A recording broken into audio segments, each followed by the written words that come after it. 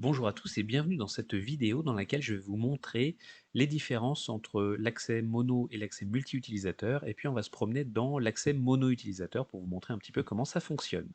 Donc on part de la page Mon compte et vous voyez que ici vous avez un gros bouton accéder au village qui va vous permettre d'accéder au multi-utilisateur et juste en dessous ce qu'on appelle le mode classique qui va vous permettre d'accéder à l'expérience en mono-utilisateur, c'est là que nous allons. Je clique dessus.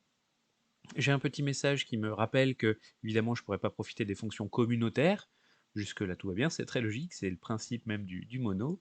Donc je clique dessus, et vous voyez que j'arrive directement aux expériences, directement au contenu, et aux séquences de contenu. Donc ici, on a S1 comme séquence 1, et au fur et à mesure que les autres vont être mis à disposition, vous verrez S2, S3, S4. Bien.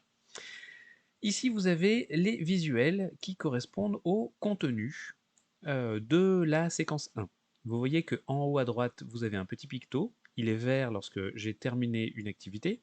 Il est avec un chrono rouge lorsque je ne l'ai pas terminé. Donc je l'ai commencé, puis je suis sorti pour une raison ou pour une autre.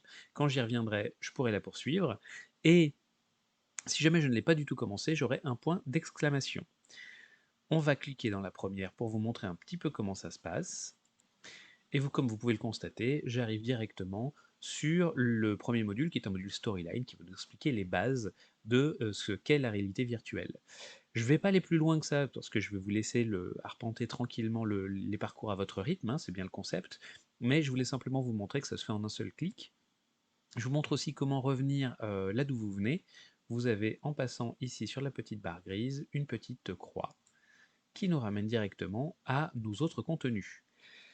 Voilà pour l'accès au contenu pédagogique. Vous voyez en bas qu'on a un bouton qui nous ramènera vers Mon compte, la page d'où nous venons, un autre qui nous amène au multi-utilisateur si vous en avez besoin, si vous le souhaitez, un bouton vers le forum pour lequel je vais dédier une autre vidéo pour vous expliquer un peu comment tout fonctionne, et puis de quoi se déconnecter. Les bonnes raisons d'utiliser le mono-utilisateur, premièrement, si les fonctions multi ne vous intéressent pas. Deuxièmement, si vous n'avez à votre disposition pour parcourir ce MOOC que le navigateur Safari, un iPad ou un iPhone. Apple ne permettant pas la VoIP, donc la voix par IP, avec Safari, nous avons fait le choix de considérer qu'il ne permettrait pas de vous offrir une expérience optimale et complète en multi.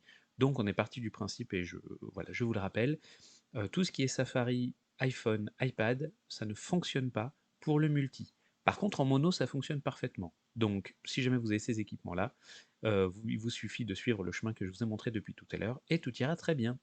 Je reclique sur mon compte pour revenir à cette page de départ, et j'en ai terminé pour cette vidéo.